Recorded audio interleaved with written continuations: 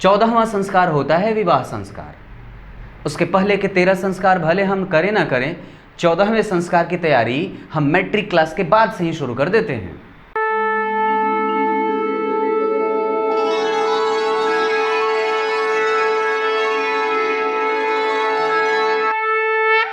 अग्निज्योतिरः शुक्ल षड्मासा उत्तरायणम तत्र प्रयात गच्छन्ति ब्रह्मविदो जनाः। प्रिय दर्शकों नमस्कार, एक बार फिर से उपस्थित हूँ आप सबके सामने। आज सोमवार है और आज के कार्यक्रम में हम बताएंगे या जानेंगे सूर्य की भूमिका विवाह के लिए। एक बात बताऊँ, सूर्य जो होता है वो अग्नि तत्व का सत्वगुणी ग्रह होता है। अग्नि तत्व का ग्रह होने के कारण ये जहाँ भी देखता है या जहाँ भी दृष्टि डालता है वहाँ पे एक अग्नि की ज्वाला डाल देता है। और दरअसल क्रूर ग्रह होते हैं ये पापक ग्रह नहीं है। क्रूर ग्रह कहने का मतलब है कि सूर्य जहाँ भी दृष्टि डालेंगे उसमें थोड़ी सी क्रूरता जरूर लाते हैं। एक बात बताऊँ तो किसी विशेष और विशिष्ट स्थिति में जाने के वक्त ही सूर्य के विवाह करना चाहिए। और एक बात बताऊँ, आप लोग ध्यान नहीं देते हैं। दिन देख लिया, मिला लिया, हो गई, कुंडली मैच कर गई, सारी चीज़ें हो गई, और जब विवाह करने का मुहूर्त देखना होगा तो वहाँ पे लोग गच्चा खा जाते हैं और फिर जल्दी से विवाह निपटारा करना चाहते हैं, कैसे भी ख़त्म करो। लेकिन एक बात बताऊँ, इसका असर जीवन पर्यंत रहता है। जिस तरह से गर्भाधान के लिए विशेष स्थितियों का, विशेष ख्यालों का ख्याल रखा जाता है चीज़ों का, ठीक उसी तरीके से भी विवाह के करने से पहले भी आपके जन्म राशि से और विशेषतया वर पक्ष और कन्या पक्ष से सूर्य की स्थिति, चंद्रमा की स्थिति और गुरु की स्थितियों का देखना जरूरी है। आने वाले दिनों में मैं अन्य चीज़ों के बारे में भी बताऊंगा, लेकिन आज की स्थिति सिर्फ सूर्य के बारे में चर्चा करें। एक बात बता देता हूं, बहुत ज़्यादा महत्वपूर्ण है। 14वां संस्कार होता है विवाह संस्कार। उसके पहले के 13 संस्कार भले हम करें ना करें, 14वें संस्कार की तैयारी हम मैट्रिक क्लास के बाद से ही शुरू कर देते हैं। ये बहुत अजीब बात है। और फिर हम संस्कारों के बंधन से बंध भी जाना चाहते हैं और फिर बाद में पश्चाताप भी तो करते हैं। ये क्यों होता है कि बाद में पश्चाताप करना पड़ता है? इसलिए क्योंकि आपका जब विवाह हो रहा था तब सूर्य भगवान की स्थिति एक अच्छी स्थिति में नहीं थी। मतलब पोजीशनिंग जो उनकी थी वो थोड़ी अजीब वाली थी। बताता हूँ कैसे।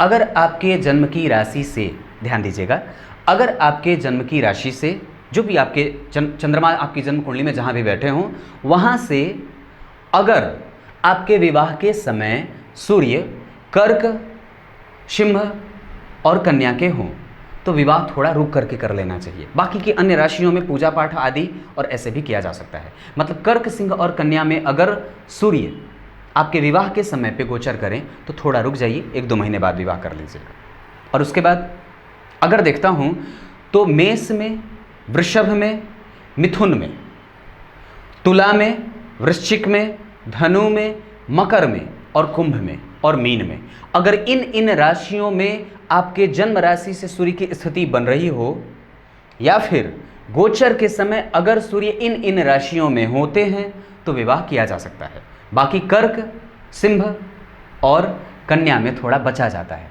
ये बात बनती है। ये तो एक प्रमुख बात थी जो जानना आवश्यक है। अब एक बात बताता हूँ, विवाह के लिए सूर्य की भूमिका कितनी होती है और कैसे होते हैं।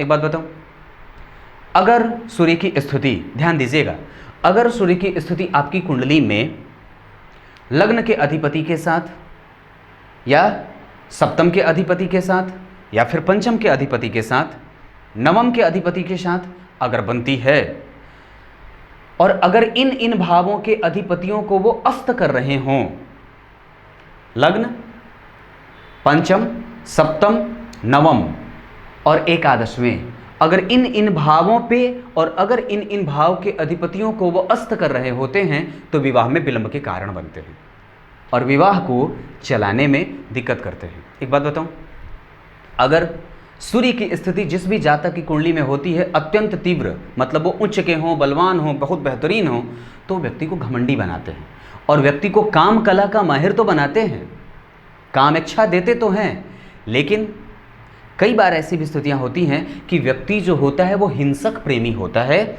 उसे प्रेम में हिंसा करने में अच्छा लगता है। ये बात बहुत गंभीरता से समझनी चाहिए। और उसके बाद अगर सूर्य की स्थिति आपकी कुंडली में विवाह को सपोर्ट नहीं करने वाली है, मतलब जैसे उनकी स्थिति सप्तम भाव के अधिपति या फिर किसी ऐसे ग्रह के साथ बन रही है जो सप्तम भाव का अधिपति हो, प्रेम जगाने वाला भाव पंचम भाव का अधिपति हो, नवें भाव का हो, एकादशवें का हो, और उनको वो परेशान कर रहे हो, और पहले से ही वो ग्रह पापकर्त्री में फंसा हो, भीषण पापकर्त्री में फंसा हो, या फिर स्थितियां भीषण पापकर्त्री कहने का मतलब है शनि मंगल राहु केतु दोनों तरफ उस भाव के बैठे हों, या सप्तम भाव के अधिपति दोनों तरफ पापग्रह से पीड़ित होते हों, या आगे भी पापग्रह पीछे भी पापग्रह, या सप्तम भाव का अधिपति मान लीजिए यहाँ का अधिपति आपकी कुंडली में जहाँ बैठा है उसके आगे और पीछे दो दो पापग्रह बैठे हों, या वो अस्त होता हो या कमज़ोर होता हो अवस्था में, तब वो परेशान होता है। और सूर्य की स्थिति उसके साथ अगर हो जाएगी तो निश्चित रूप से वो विवाह को कमज़ोर करता है। और एक बात बताऊं, विवाह तोड़ने में शनि मंगल राहु केतु बड़ी आगे होते हैं, तुरंत तोड़वा देते हैं, रिजल्ट परिणाम एकदम प्रतिकूल कर देते हैं तुरंत। लेकिन भगवान जो सूर्य हैं वो विवाह को विलंब से तोड़वाते हैं। विलंब से तोड़वाने का मतलब एक थोड़ा वो वक्त लेते हैं।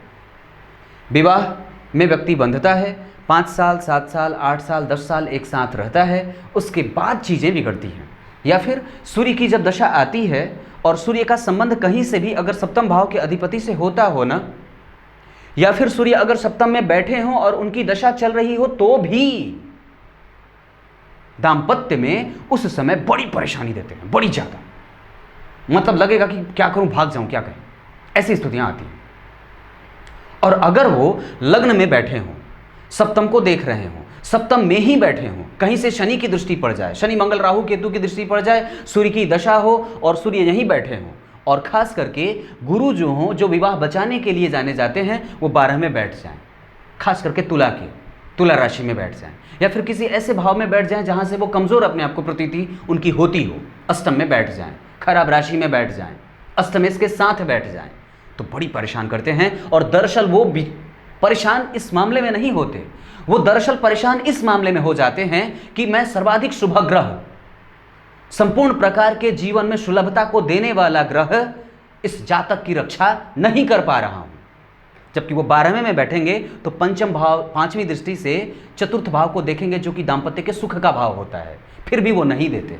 यही कारण है, इसको समझिए। इस वजह से विवाह करते समय आपकी राशि से और आपके जन्म की राशि से सूर्य किस राशि में बैठे हैं ये जरूर देख लीजिएगा, और पंडित जी से जरूर पूछ लीजिएगा। घबरा करके विवाह करेंगे तो घबराहट ज्यादा रहेगी। बात बहुत समझने वाली है, जल्दबाजी नहीं।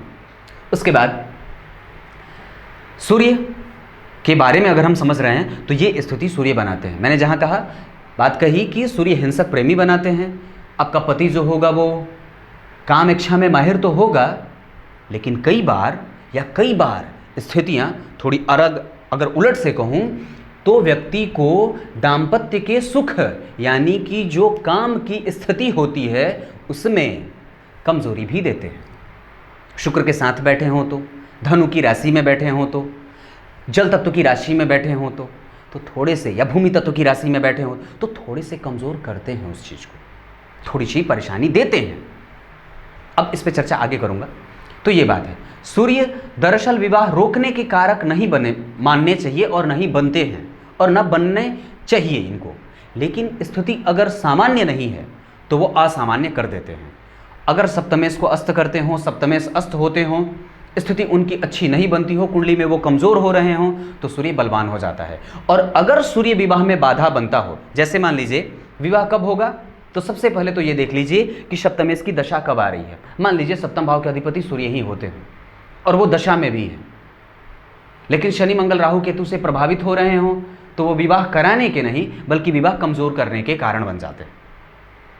विवाह रिश्ते आएंगे लेकिन टूटेंगे, रिश्ते आएंगे लेकिन टूटेंगे, ये बात बनती है। और एक बात बताऊं तो कभी भी गुरु, सूर्य और चंद्रमा की स्थितियां देख करके ही विवाह करनी चाहिए, और कुंडली मिलाने में जल्दबाजी बिल्कुल नहीं करनी चाहिए। ये सूर्य की भूमिका थी। दरअसल ये व्यक्ति के दाम्पत्य के जीवन में अगर सूर्य की भूमिका महत्वपूर्ण नहीं होती तो शायद यही कारण है कि जो लोग ये कहते हैं कि मैं नपुंसकता से दोषित हूँ या नपुंसकता मेरे अंदर भरी पड़ी है या है, मैं उसका शिकार हो गया हूँ, तो सूर्य को मजबूत नहीं बनाने को कहा जाता। सूर्य इस चीज़ के कारक होते हैं। दरअसल उनके अंदर स्थिति ऐसी होती है कि व्यक्ति के रति क्रिया का माहिरपन उसमें दे सके, और यही वजह है कि सूर्य को मजबूत किया जाता है। दरअसल सूर्य को मजबूत करने का एकमात्र यही उपाय है, उसको लाल फूल अर्पित करिए। चंदन की स्थिति सूर्य को जल देते समय उपस्थित होनी चाहिए। और पूजा के तौर पे और भी उपाय हैं, लेकिन मैं नहीं बताता उपाय, क्योंकि आप लोग उपाय कर करके थक चुके हैं और मैं प्रत्येक कुंडली के लिए अलग उपाय बताता हूँ। ऐसा नहीं कि सार्वजनिक मंच पे नहीं बोलना चाहिए। आजकल ये स्थितियाँ अलग हैं, लोग उपाय यूं ही बोल देते हैं और बक देते हैं। समझ लेना चाहिए, उपाय प्रत्येक कुंडली के लिए अलग होती है और करने की अवस्था भी अलग होती है, दोष लगता है उसका। कुछ इसी तरीके से आज के कार्यक्रम का समापन करेंगे। तब तक के लिए इजाजत दीजिए। बोले गए श्लोक का अर्थ बता देता हूं। बात कर रहे हैं विवाह की, लेकिन श्लोक मृत्यु का है, क्योंकि मृत्यु से जबरदस्त सत्य कोई चीज तो है नहीं। भगवान कहते हैं, और गीता में भगवान ने कहा है, जो और जिस व्यक्ति की मृत्यु उत्तरायण के काल में होती है वो मुझे पा ही लेता है, वो मुझे पा ही लेता है। यहाँ पे सूर्य के उत्तरायण और दक्षिणायन के बलवान और कमजोर होने की बात कही गई है और मृत्यु के काल को सही तरीके से परिभाषित किया गया है। कुछ इसी तरीके से आज के कार्यक्रम का समापन करेंगे। तब तक के लिए इजाजत दीजिए। कल एक बार फिर से उपस्थित होंगे आप सबके सामने। तब तक के लिए बहुत बहुत नमस्कार।